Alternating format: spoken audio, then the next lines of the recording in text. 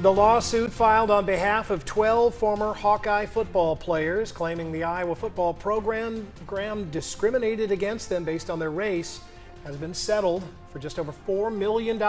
Iowa taxpayers will foot nearly half the bill.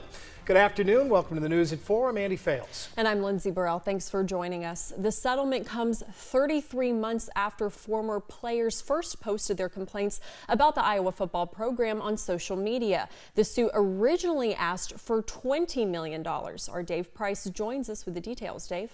Well, this lawsuit had hung over the Hawkeye football program. Now, originally, the former Hawkeye players, including running back Akram Wadley and receiver Kevontae Martin Manley, had sued, and that suit had included head football coach Kirk Ferentz, his son and offensive coordinator Brian Ferentz, and athletic director Gary Barta, along with others. But late last month, the suit dropped them from the suit, setting the stage for this settlement proposal.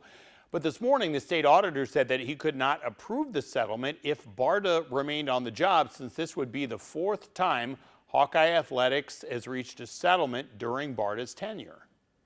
Enough is enough. I cannot understand why not only would he maintain his job here, but in addition to that, for the first time in these settlements, they're asking the general fund to contribute to the payment of that settlement, rather than having the athletic department itself pay for that settlement. As someone who sits on that state appeal board, I look at that and I say, no way. So this afternoon, Sand and the other two members of the state appeal board met regarding the proposal settlement. The board had to approve this here. Sand had already made his feelings known to the other two in a letter Friday that he did not think the tax money should be part of the settlement if Barta kept his job. But the two others today voted to approve the $4.175 million settlement, with taxpayers picking up $2 million of that. Now here's how one of the members addressed the idea of Barta having to leave his position.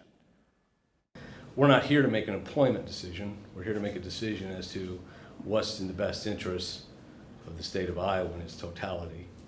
And very much seems to me that this is, upon the recommendation of the Attorney General's office, that this is the wise decision to make.